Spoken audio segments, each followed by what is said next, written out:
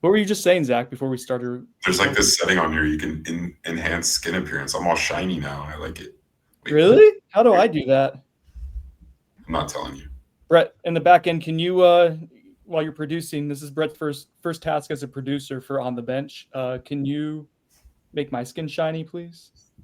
Thank you. And then while we're here, you guys are both wearing black. I know Chris hates it when we all match. So, wait, I don't know how to take off my shirt. Oh God, without showing myself. Yeah, there we go. Back in black, baby. Welcome to On the Bench. I'm your host for this episode, Brendan Sinone. I'm joined by Chris Nee, Zach Blostein, and we have a pretty loaded episode to get to today. And that includes, stick around to the end, Chris, we're going to talk about basketball recruiting. Does that whet your appetite a little bit? Does that make you happy to be here? Sure. All right.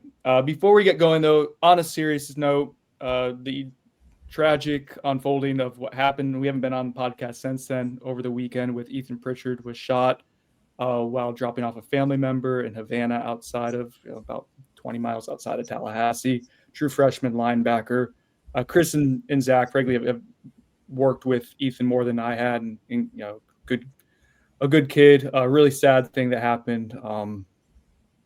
And obviously thoughts are with him and his family. Mike Norvell talked about it this week, and he got emotional in talking about it. I know players around the program, this is difficult for them to go through. So do want to say and make sure that we have people directed to the right place.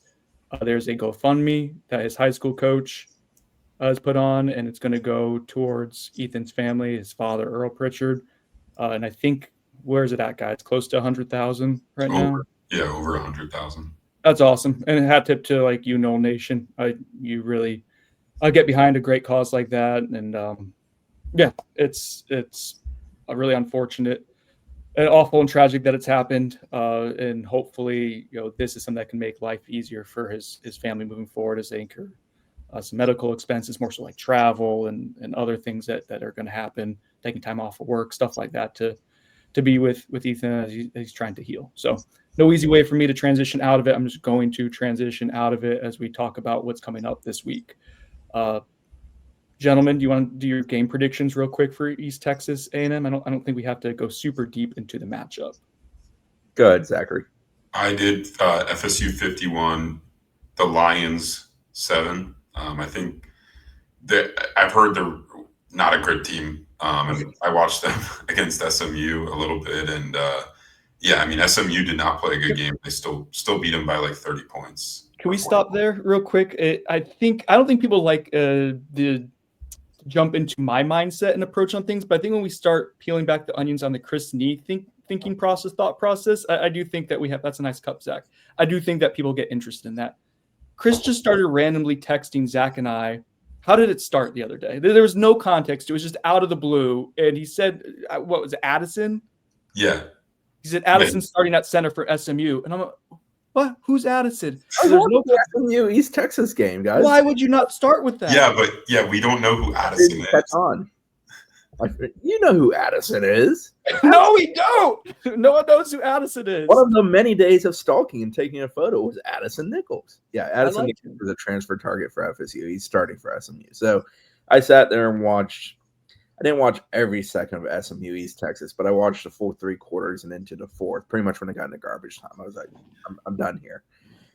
As Zach said, SMU really didn't play all that well. We know what SMU with Rhett Lashley is capable of, especially offensively.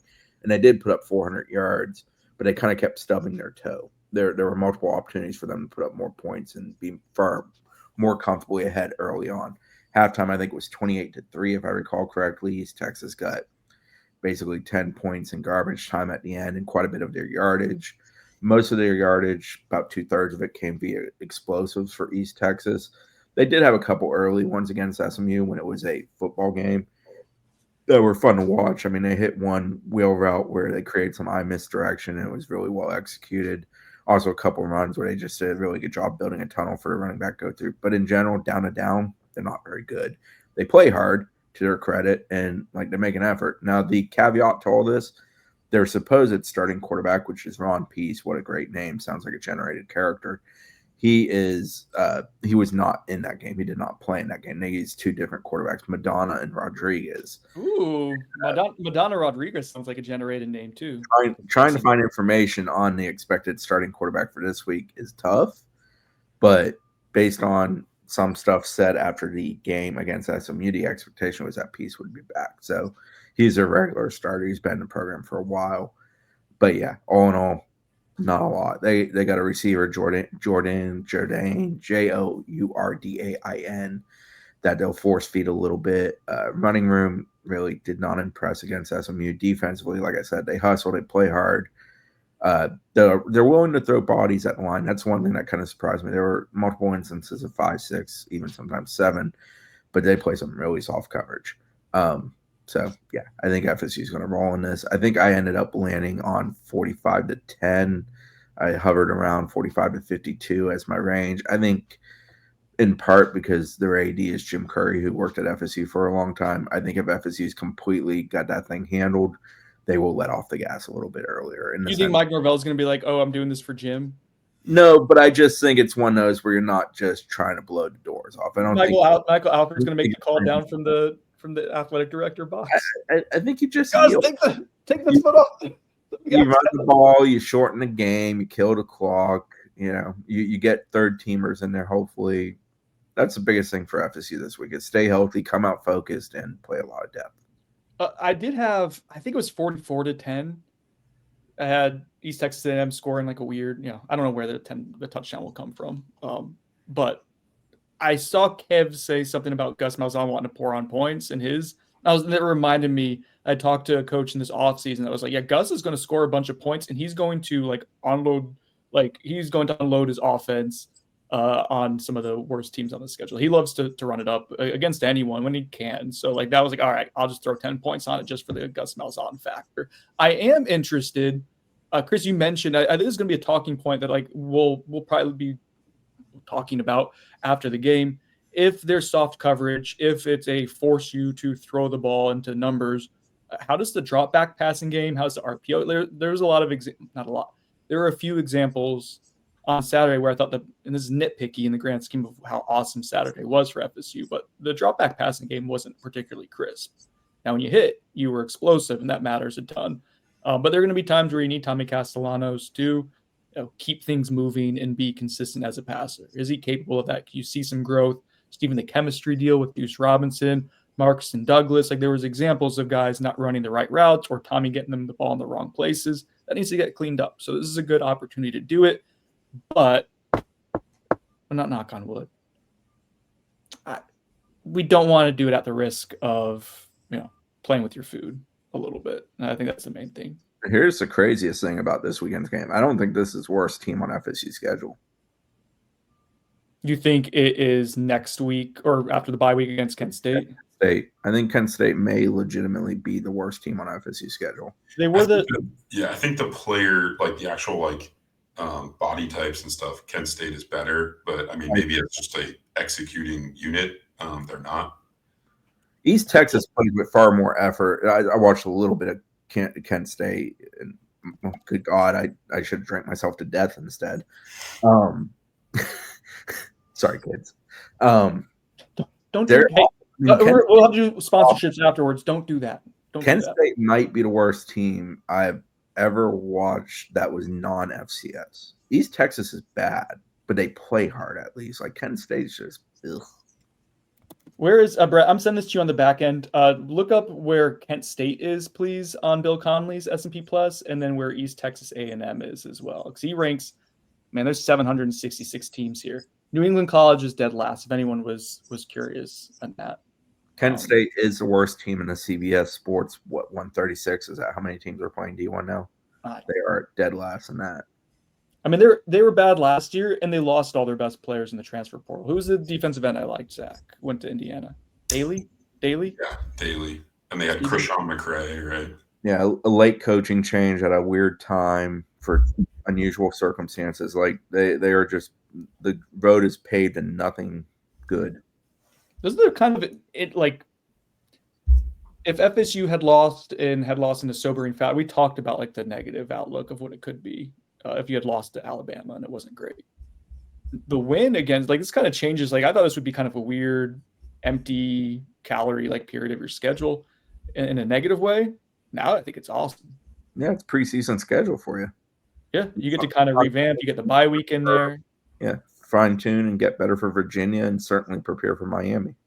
What do you want to see, Zach? And I think you wrote about it earlier this week. Things are blurring together for me, but players you want to see, players who you didn't see play at all, I believe, or very limitedly against Alabama, who you want to see against East Texas A&M. Yeah, I mean, I'm doing that today. More of a depth, the depth players that I want to see get live reps. But a few noteworthy ones, I think on the O-line, that's one of the positions I think we're all most worried about when it comes to health. And I think knowing that you have some quality options behind your starting five would be cool. And those quality options, I think the guys like Lucas Simmons at tackle, Andre Otto is another guy that's been talked up a lot. And then someone like Sandman Thompson, Chavez Thompson at center. I mean, he's listed as the backup center for FSU as a true freshman. Seeing him get into game action and proving that he can be a quality option if they need him to step in would be big. Shamar Arno is a cornerback. I think it's Arnu. They updated that, and they updated Usman Chroma. I noticed that. But Usman was what we – listen, Chroma I was butchering. Usman, I think I had gotten correct recently. Anyways, continue, Zach. And Shamar Arnu will be – no. Shamar Arnu will be available. I can confirm in talking to a. Yeah, he didn't dress for the Alabama game. Yeah, we believe he was suspended, but he was on the sideline. Disciplinary. He'll be back, and we anticipate him. He was a healthy scratch. Where were you? He's a guy that's been talked up a lot by the coaching staff this offseason. I mean, he's a guy that, as a true freshman, is pushing for potential cornerback 3 role when healthy and dressed. So yeah, I'm excited to see what he can do. And then another guy on offense that I haven't talked about, Chase Lofton. He didn't play. I think he got a snap against Alabama, but not on offense. I think on special teams. Correct. So when it was pouring rain, he was on one of the punt teams there. But seeing that from the box was not particularly easy. Yeah. He's a receiver for FSU now, and I mean, he's listed on the 2 deep. So one would think they're probably going to dig more into their depth, even early on in this game. And then obviously, if they get out to a big lead, you could see him, playing some meaningful, live reps. I'd like to see what they can do with him. But yeah, there's a few other guys that I'd like to see. I'll drop a story today on Knowles 24/7 about that on Friday. On that topic, I'm interested with the O-line. I tried to get Herb to answer it, but he had no interest in answering it. And I appreciate that, actually. I'm interested. Did you? I feel like Chris. No, I did appreciate it. I like that Herb was kind of like, nah, man, we're just here to win football games. I'm good with that. But that dude was born to coach the offensive line. It is. Oh. The interest for me is, do they sprinkle in like a Jacob Rizzi with the first team because he's a guy they view on that level, or do they bring Jacob Rizzi and 4 other guys all in together as like a line change? I'm interested. Just say they're up 2 to 3 touchdowns, but they're still rolling a little bit with the first team. Do they sprinkle some guys in who did not play last week to see what they do with the first team unit, or is it full born second team offensive unit? And then defensively, unleash the white boys. It's time. Donnie and AJ, we're here for it. AJ and Donnie, they earned it with their. Blake already played. Yeah. But you know how many people in this fan base have been waiting for just a white linebacker to emerge? It's been a while, and of course, it's a kid from California who is kind of more of a surfer boy look. But you got to take what you can get sometimes. AJ and Donnie, the quintessential white linebacker mold.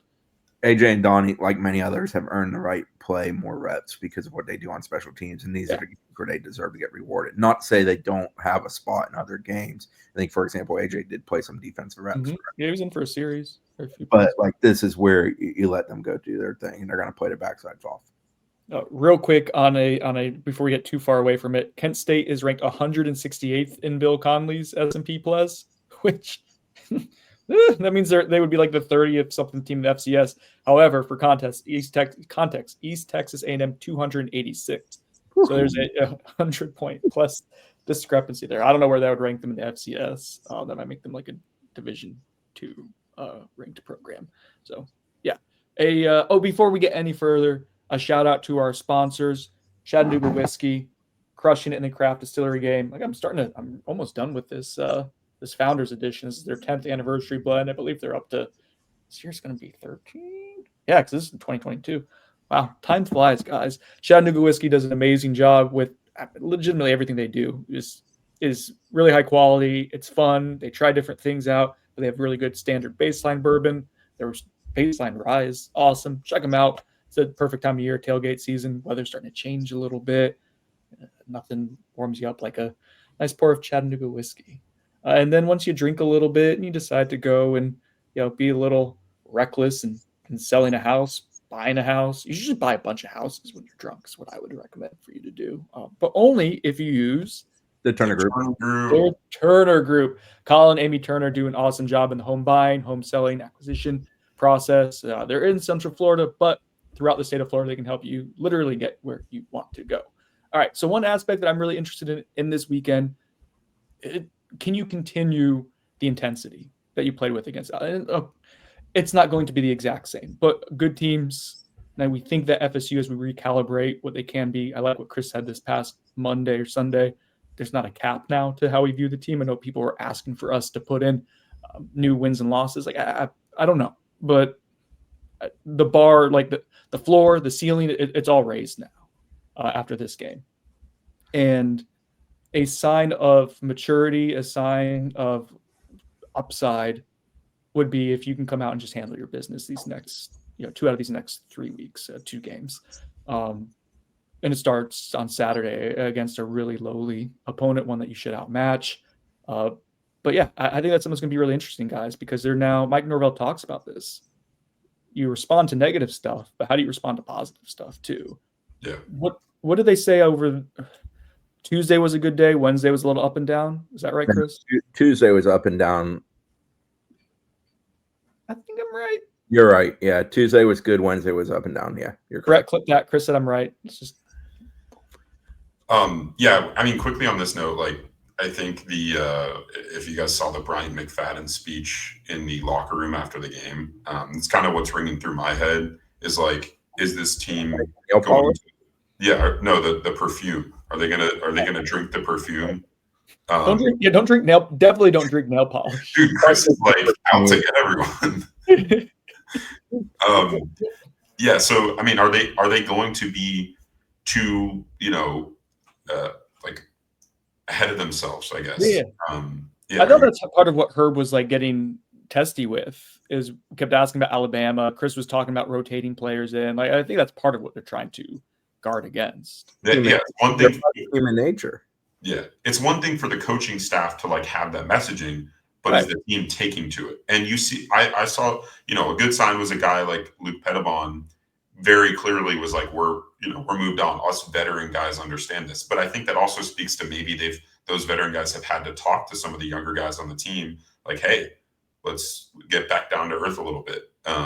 Even Tommy after the Alabama game, I thought him talking about the celebration, which was cool. Like the Soldier Boy moment was like fun, and I think we'll all remember that fondly. But you can't do that again, right? Like you used it, like you're back, you've recalibrated, you washed away what last year was, and now it's like, okay, now you know what you're playing for, I think, or what's on the table potentially for you. So you start shifting that. And sorry, Zach, but that was I think there's more guys echoing those points. Yeah, I'd finish my point. I mean, I think that's going to be what everyone has their eye on, right? Does FSU play with its food? Like this should not be a competitive game, obviously. But does Florida State lock in like how they locked in against Alabama? Are they ready to play this noon game against a lowly opponent? We've seen from FSU teams in the past, not that has, an impact on this game, that don't come ready to play against an opponent like this. It does impact, though, the head coach. Like, does he have them ready to play? And does he have a game plan that's like, and I talked about, I want to see a development of the drop back passing game to a slightly higher extent. Like, I understand what your offense is built on, but can you establish what you need to establish first? And that's intriguing to me, very much so. Yeah. FSU will be shorthanded in a couple areas. I think guys who are tone setters, this is something not to dismiss. Randy Pittman, Mike Norvell announced, will miss, sounds like a short amount of time. I believe it's a knee injury they'll have to have cleaned up. It was something that had occurred before the season started. Decided to play against Alabama, so this is predetermined, and hopefully it doesn't last too long because he was awesome against Alabama. And when I talk about the tone setting part, like huge, and they use him in so many different ways. It opens up the door for Amari Williams and Landon Thomas to get more reps. Curious to see how those guys do with it. I think Amari Williams, it kind of makes sense now why he was at tight end so much, almost exclusively in preseason camp. If you had an idea that Randy Pittman was going to have this procedure and be shut down for a little bit. And then also Roydell Williams is going to be out for an extended period of time. Mike didn't specify what.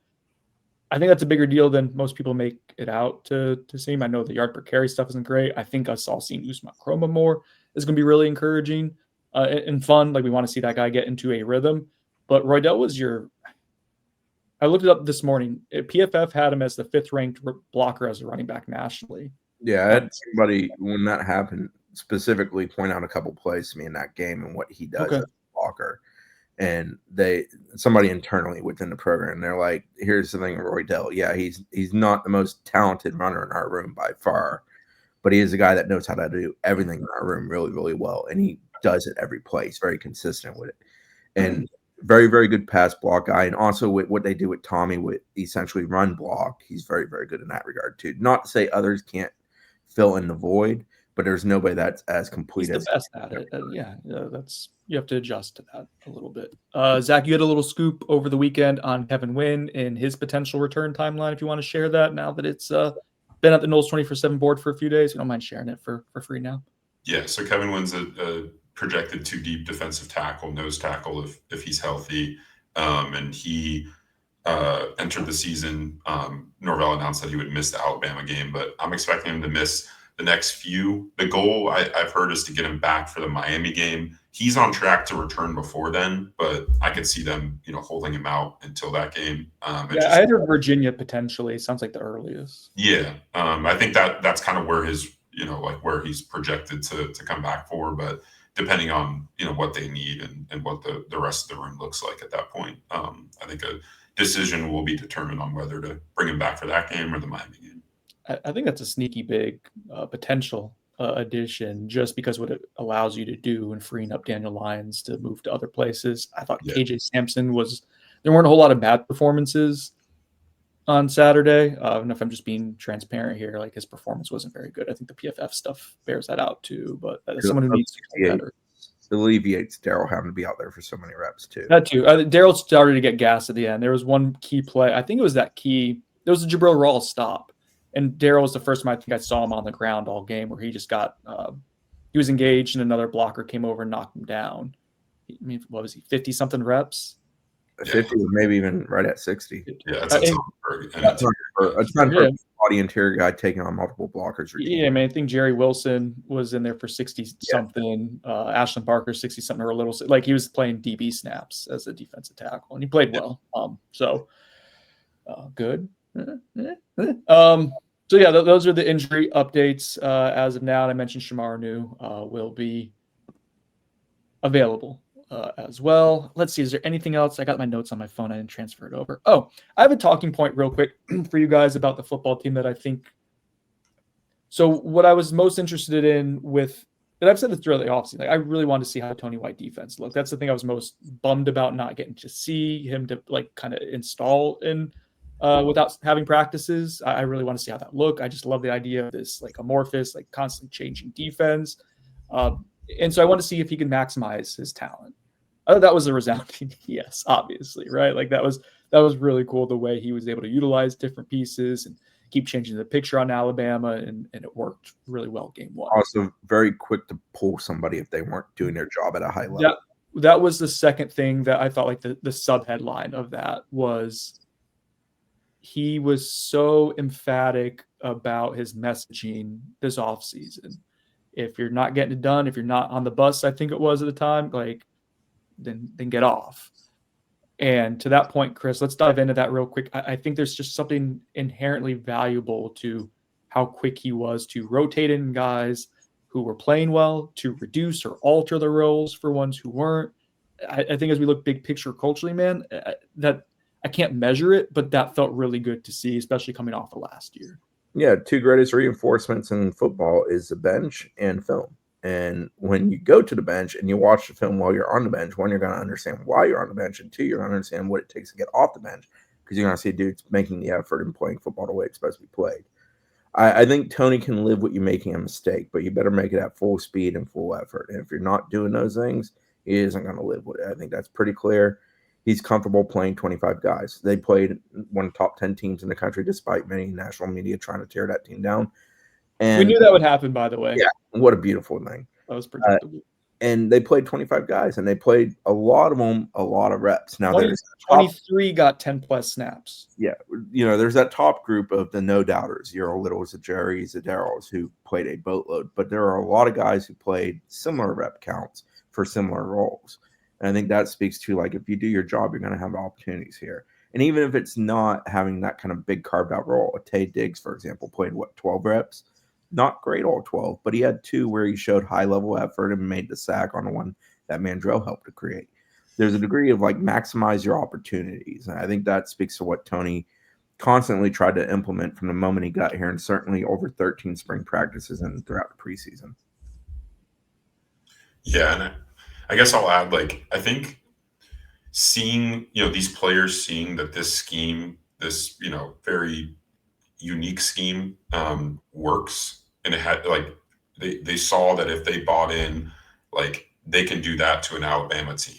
I think that's, like, invaluable, right? Like, I think that furthers the buy-in from these players, and I think it creates, like, you're talking about, that culture of, hey, if I go play hard and do what's asked of me at 100% effort, I'm going to see the field. And I think that's such a good just culture thing to build in your locker room.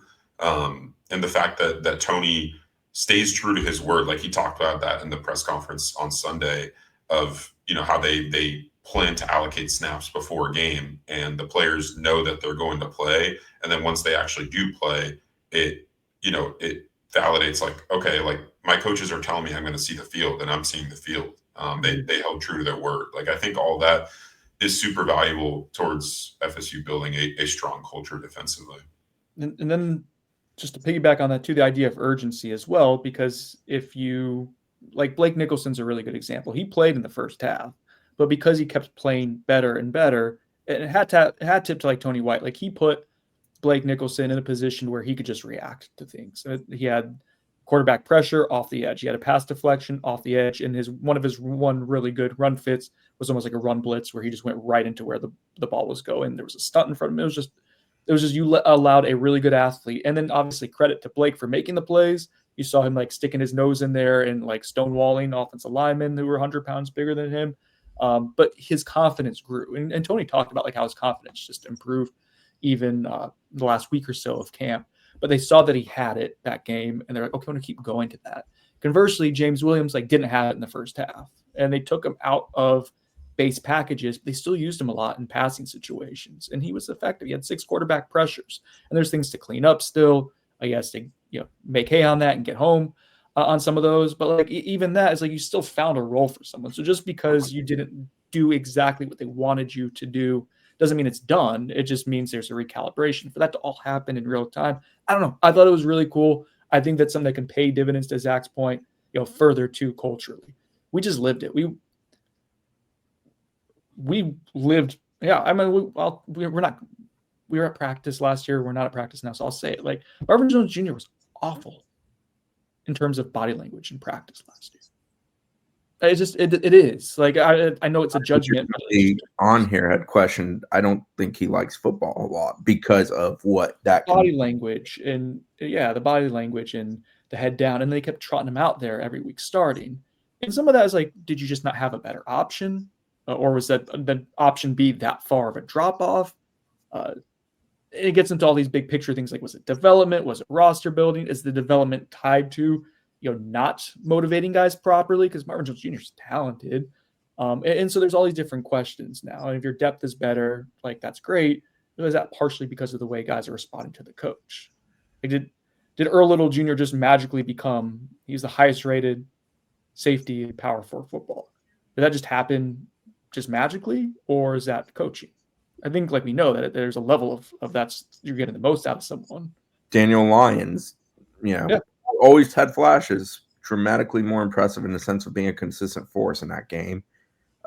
Juice Cryer continually improving, and a guy who admittedly was uncomfortable with the system when it came into the building and has now grown into being essentially almost a captain of said defense, especially viewing in the way the coaches talk about him and the way he handles it all. Defensive back wide, Q didn't have the greatest day because Q's not necessarily built for this defense. I would describe him more as a press corner guy than a guy playing zone. I bet we see a nice leap for him. He's also a guy that was on and off throughout preseason because of being a little bit banged up.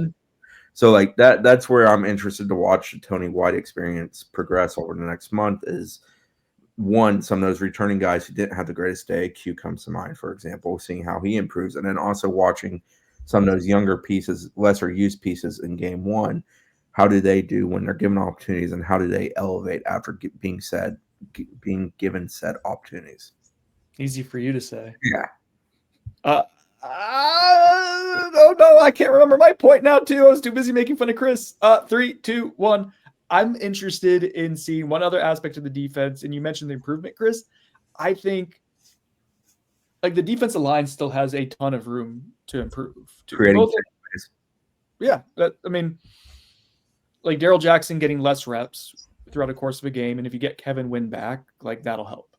Daniel Lyons was dinged up throughout the offseason. He should, in theory, get more athletic. Jason Jenkins shaking off for us. Like he should get better the further he gets. Jaden Jones had a quarterback pressure or got his arm on a pass. A nice spin move to create it. He should get better as he gets into football speed and game shape. James Williams, like I think that's a recalibration for him to kind of take a step back. What can you do well right now? What do you need to prove on? Maybe take pressure off yourself too, to an extent. Like that should get better to where we don't have a first series like that again, is what I'm getting at. The Desir brothers, like they should get better, right? You're not going to play them 60 snaps, 50 snaps in a game. So they should be fresh throughout the season. They should be able to be contributors with 20 plus snaps in a game. They should get better as their season goes on. Like the defensive line should ascend is what I'm getting to. And that's exciting because you just did a really fantastic job against, on paper, a really good Alabama team. Caden Proctor, that dude lost himself. If we're doing like who lost themselves money and who made themselves money, Proctor might have lost himself the most money of anyone in that game. DeBoer doesn't matter what happens to him because he's getting paid either way. Jimmy Sexton has to be Undefeated. I think Tony White probably made himself a lot of money in that game. He probably doubled his salary, if not got himself on a lot of AD's hot boards for the next head coaching job. So, defensive performance was fun. Let's see if that intensity continues against East Texas A&M. I do think on the topic of coaching, I think it's Mandrell, it might have been Darrell, one of the two twins, had one where they dropped Stager. I screwed one of them up in my store. I said that Mandrell was taller than Darrell. So even and I went back and forth, and I saw it. It's fine. But dropped, staggered, attacked, and I'm like, man, that's so textbook. It's beautiful. Like just some of the stuff defensive line wise. You're talking about when he scraped across the. Yeah, scraped. Thank you. Okay. Yeah, scraped. It's textbook. Like it was. It speaks to coaching. Yeah. Shout out to T-Night. It's someone that you were. Go ahead, Zach. You go. You go. Yeah, I mean, I don't think any of us ever doubted his coaching ability. I think there were. We had brought up concerns with some of the recruiting developments back in the spring, but I mean, what the rep that Chris is talking about, it was Mandrell, and it was him scraping across the line of scrimmage and getting the run stop. It was one of the more impressive, from the backside of the play. It was one of the more impressive defensive line plays of the entire game on either side, and came from a true freshman in his first ever game action against Alabama. So yeah, I mean it's textbook. It's how it's taught, and that just shows that T-Night is definitely his teachings are getting through to these players really quickly. I mean, for a true freshman to do that against that opponent and that stage is just super impressive. So that, yeah, kudos to him, man. I mean, you have those guys ready to play. Like, we had brought up concerns about the depth of that unit. And I still think there are some concerns remaining, especially like at nose tackle behind Daryl, like we talked about. But like his ability to have the two true freshmen, Desir twins, ready to play, and some of those other pieces, look capable and more than capable in some situations against Alabama's really hyped up offensive line was impressive. One more point of credibility before we move on when it comes to what Tony White's messaging and actions have been. I mean, he talked very, very, very highly, spoke very highly of Mandrella and Daryl this year, like throughout the entire offseason, spring, summer, preseason camp. Like even now, he's talking about them being All-American freshmen, is what they should be. But when you speak highly of someone and you praise the things that they're good at, when he's talking about their effort and their passion for the game, and then their strength, which we saw, like both of them, and then it manifests itself into real production on the field. I think not only is it a level of credibility for the fan base, for people, talking heads and analysts such as ourselves, but like players see that too. It's like he's giving these guys credit, and they deserve the credit. And they're an example of that too, but in the other way. In the very critical of him, clearly pushing him vocally, and he didn't play great. And like the tackle on the Cuevas up the sideline plays, it's poor. Like it translated the way they talked about it throughout the course of the game. It followed through with that too. Is he got his shots early, and they stuck with their basically 4 safeties the remainder of the game. That was KJ Kirkland was the one off the bench. So yeah, there's a level of credibility that's being bought up very, very quickly, I think. Can I do one last hat tip to coaches? Yeah, let's do one more. Harris changed perimeter blocking. Oh yeah, those guys cared. He said it was easier and it showed up. I thought Javon Boggs being part of that, the Gavin Sawchuk pulling him into the end zone, like just to have that wherewithal and awareness as a true freshman, like that's why he's playing, right? Yeah. And that was they're a well-coached team. That was the biggest takeaways. They were a much better coached team than Alabama was. Agreed. Cool. Clip that, Brett. Clip that. Let's see. Okay. You mentioned we started talking about recruiting a little bit. I think this is the thing that people really want to get to is the impact of the Alabama win. People were asking Zach for that like immediately after. We're now starting to get the dust to settle a little bit, talking to sources. FSU is seemingly doing the right thing and circling back around to a lot of big recruits and vice versa. Big recruits are circling back around to Florida State. So let's get into that, Zachary. Yeah. So I dropped a piece on Noles 24/7 yesterday talking about, the impact of this win for Florida State on the recruiting trail.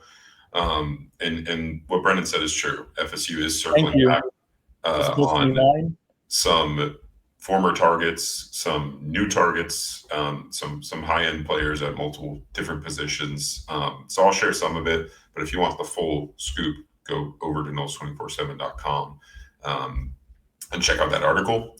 2 positions I'll focus on that I think are priority positions for FSU right now: running back and edge rusher, aka Jack linebacker. So at running back, the main guy you need to know is Texas commit Derek Cooper. He's a guy that grew up rooting for FSU. Florida State did host him for an OB over the summer, but they weren't a real top contender in his recruitment on the final as he led up to his summer decision. He committed to Texas without ever taking an OB there. He's actually going to take an OB this month, but he told me that he had an eye on FSU in their game against Alabama. And he's when we talk about recruits that really wanted to see what FSU would do on the field this season, if they would return to their winning ways under Norvell, he's atop that list. He's a guy that FSU's been recruiting for a long time. They obviously have recruited his school, Chaminade Madonna in South Florida, heavily over the last few cycles. And he told me he's likely going to visit FSU for the Miami game on October 4th. So that'll be kind of the next step in that recruitment. FSU needs to continue winning, and that remains true for all the players I'm going to mention. if they're gonna go flip a guy from Texas or from any of these other top schools, that they're going to need to continue to win. A few other running back names to know: Carson Baker, a Florida commit. FSU also was one of his finalists over the summer. He told me that FSU invited him to the Miami game. They talked with him after their win over Alabama, and he's deciding whether or not to go to that Miami game. He is not, fully committed to those plans. And then Georgia commit Jay Lamar, another guy that FSU recruited and lost out on over the summer. FSU's had some conversations with him, but I wouldn't, describe him as a top, realistic target at this point at running back. Funny thing that happened yesterday. So I had called a few of some other running backs that FSU has been in on, and one was Jabari Barnett, who's an Alabama commit.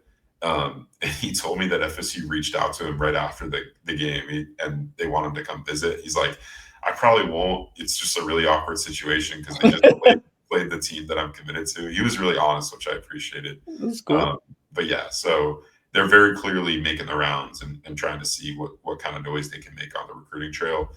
Real quick at edge rusher, the main names to know, guys that have either OB set up or planning to take visits to Florida State in the season. Syracuse commits Jarius Rogers and Cameron Wilson. I still have a crystal ball in for FSU with Cameron Wilson from all the way like February. Yeah. FSU is still alive in both of those recruitments. I think it just ultimately comes down to how hard they push. Georgia Tech tape for both of those guys too, because they're more projects, both really athletic in their own ways, but kind of undersized at this point. Yeah. The South, what was the South Florida, the Southridge? Cameron Wilson. Yeah, he's more undersized, whereas Rogers is just a freaky athlete and less refined. So opposite ends of the spectrum there. So anyway, I think that'll be interesting to see if FSU can get choosy. Yeah, how the tables have turned. Yeah, there was a edge rusher, Georgia Tech commit Chris Carbon was on campus this past weekend as an unofficial visitor. He's returning for the Miami game for his OV. He said he's still locked in with Georgia Tech, but that also feels like one where if FSU really pushes and wants to flip him, they can. Yeah, if he keeps showing up, I want And the last one is edge rusher Gustav Henriks Ross out of Sweden. FSU was offered him late in the summer after they kind of missed on some of their other targets at the position, and he's set up to OV for the Miami game. Those are the few options on the board right now. But I do think that I get the sense that FSU is trying to aim a little bit higher. I think they're trying to communicate with some higher end targets. One being LSU 5-star edge commit Trenton Henderson out of Pensacola Catholic. He's a guy that we talked about plenty. FSU was originally set to get him on campus for an OB over the summer. He decided not to, and then ultimately. Did he reschedule it or cancel it? We're not getting back into that. Yeah, he committed to LSU. Did he get the Alabama game too?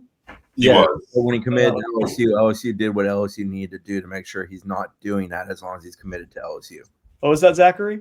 Everyone rewind. If they're able to flip Trenton Henderson, it's not going to be until later in the process, like November, December. They're going to have to keep winning.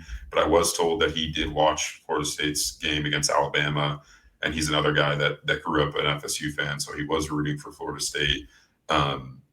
I think if he does eventually flip, which I view as pretty unlikely as of now, I think FSU will have as good of a shot as any school if that does eventually happen. So it'll be one we're tracking. There's other notes of guys that FSU's circled back on that you can read over at Noles 24/7. Very cool.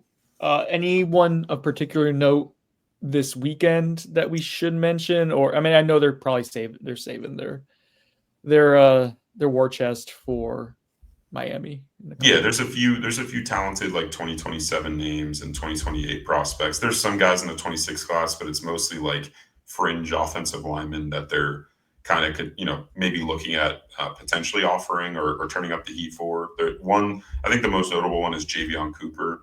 He's a 3-star offensive lineman, offensive guard type, committed to Syracuse, and FSU was involved with him over the summer, but didn't really, turn up the heat all the way to where they, wanted to flip him at that point. But yeah, I mean, maybe after some senior film and sizing him up in person again, things could change. So I think that's kind of what this weekend will be about. It's not a big visit weekend by any means, but I've heard that the Kent State game will be kind of the next it won't be loaded anywhere, in comparison to the Alabama game as far as talent on campus, but they'll get some bigger names for that game, especially if the time is announced for, an afternoon or evening slate, because I think that'll help. On CW Network. Yeah, that'll help with FSU being able to get kids on campus. One thing I have heard real quick, and we'll get into this, closer to the Miami game, but like the Miami game is the next big marquee home game for FSU. The same weekend, Florida hosts Texas, so those two games will be competing for a lot of the top talent in the Southeast. Buyers to known, sponsored by The Turner Group. When Miami and Florida play each other, with the recruiting implications of that game also on the line beyond just rankings and College Game Day, you want Miami to win. Oddly, this year I'm going to say bye. Yes, I do. And I hate Miami with the passion of 1,000 suns. I mean, I hate both those programs. I hate Miami more. Obnoxious. But I think I want Miami to come in here undefeated. Yes.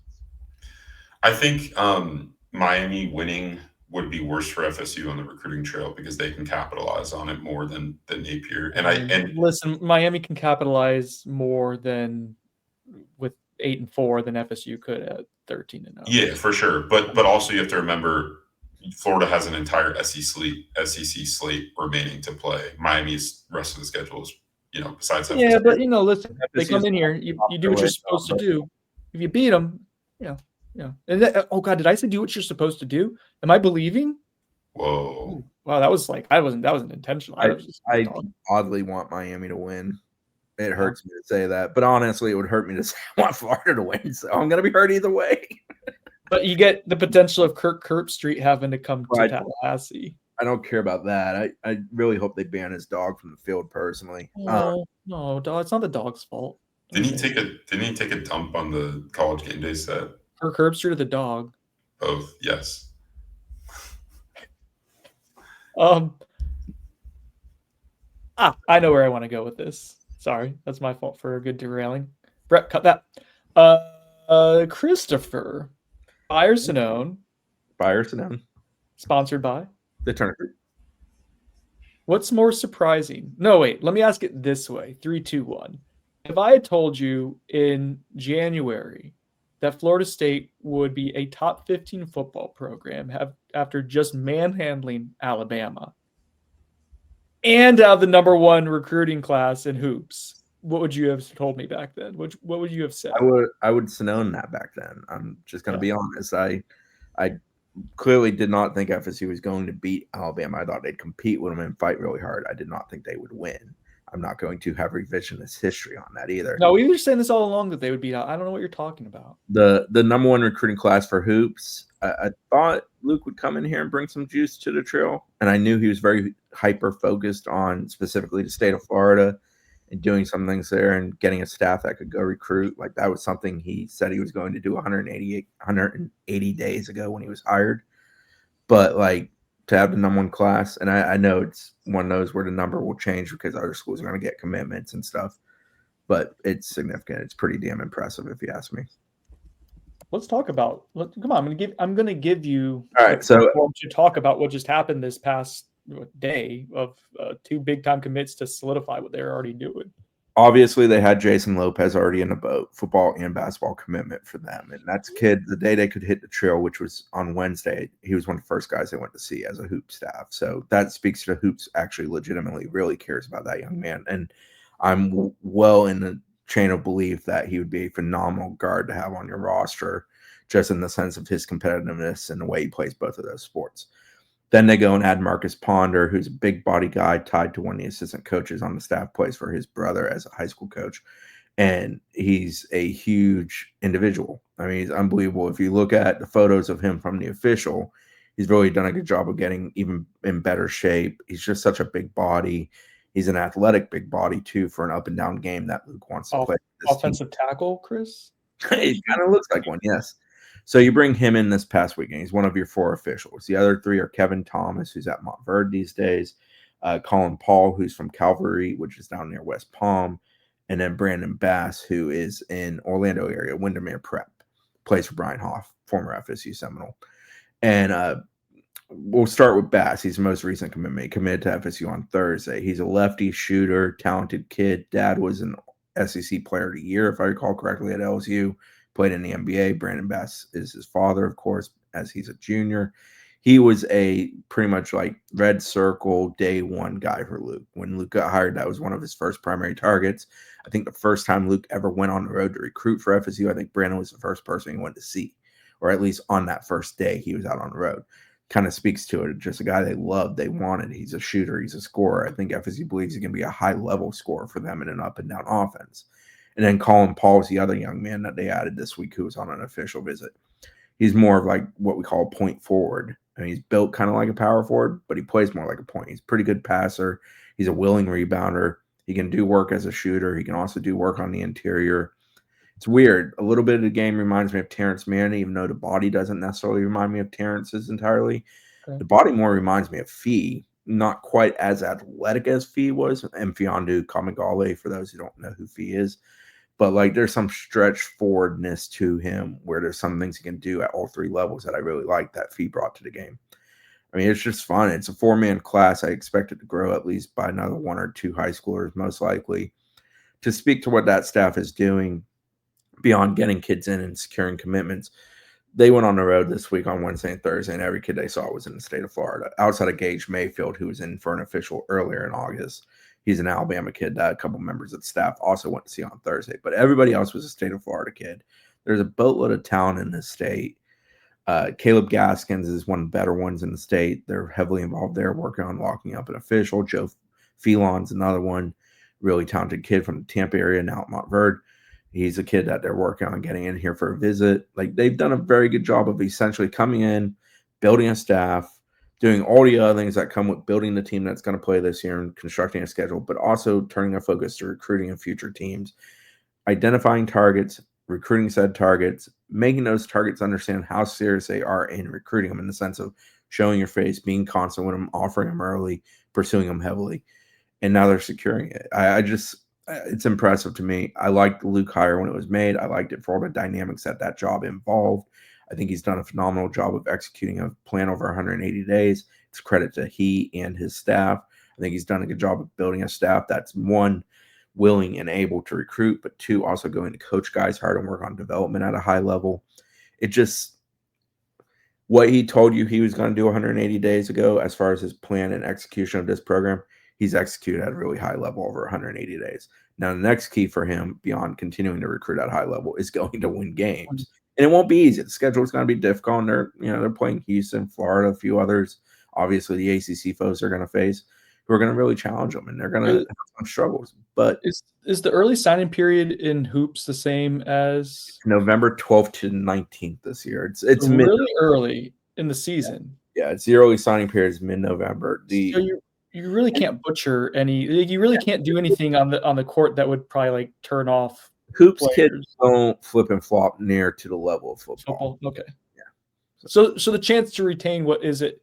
The follow-up questions I have for those, because this is a football recruiting podcast and a football podcast almost exclusively. So those who don't follow basketball recruiting commonly, the odds of retaining this number 1 class, all these players, reasonably fairly high. And then second, Lopez is a wild card of that bunch because he's more football than basketball. Like, he probably won't sign or enroll until January at his school of choice, if I had to guess. I don't think he'll sign during that basketball period necessarily. I probably should check on that. In fact, I will check on that, but it would surprise me. But the other 3, I think they all put ink to paper. Not that it means much anymore in the sense of how you can move around the college game, but I think they will in November. And I do think those 3 all stick. So Bass was, like I made the point with Brandon Bass, he was a long-time target. The other 2 there were Purdue, who ended up getting a shooter a day or 2 before Bass ended up committing to FSU. I think that was sort of like, we could both play in that system, but obviously we both want to do similar things in the same system. And then LSU, where his father played. But I always heard Purdue was actually a bigger competition to FSU than LSU. And then my second question on that was projecting out, like, is this just them being ranked number one because they've done a good job of securing guys earlier, or does this have a chance to be like a number They're ahead of the curve some, and that's why they're one. This year's class isn't equivalent to last year's class in the sense of the strength of the prospects that are available. I think they would rank in the 20s last year right now, or maybe the high teens currently. I think they have a real shot of having a top 10 type of class. So I do expect them to add one or two. If it's somebody like Joe Fallon, like that's a huge addition. So they're recruiting at a really high level. And around here, high school recruiting for hoops hasn't really been particularly appealing over the last half decade. There was a stretch prior to that where it was phenomenal, but it had definitely subsided post-COVID. Oh, that's cool. Feels good. And for that to be kind of coinciding with football doing what it did, this is nice. This has been fun to do a podcast where we can talk about positive on-court and on-field developments. Look at Zachary smiling. Look at that. Like, it's funny when football is good. Like, it's helpful to all those sports. One, because of financials. To the city, though, like the energy is just and so that, it emanates. From a recruiting standpoint, like I expect softball to have several girls in this weekend. Women's basketball is bringing in 2 officials this weekend. They had a few in last week, and one of whom committed after that game. Yeah, they're on the field celebrating after the game. That's a core memory moment. That's one of those things that reinforces, oh man, this place really does care about athletics. I also like the other things that appeal to me here. Those are the kind of moments that can put you over the top in tight recruitments. All right. I think we should get out of here, largely because Chris's Wi-Fi is telling us that it's time to wrap it up. One final buy or Sonone, though, sponsored by the Turner Group. Brett, do you want to get in here for this? Can we get you? Can you add yourself? Yes, I can. Wait. Oh, my God. Whoa. There he is. Buy or Sonone, sponsored by the Turner Group. Chris's beard. Bye. Zach? Hard buy. The hardest of buys, Chris. Looks good. Thank you for your services. I'm going to go shave right now, boys. No! We should have sold. Yeah, we should have sold. No!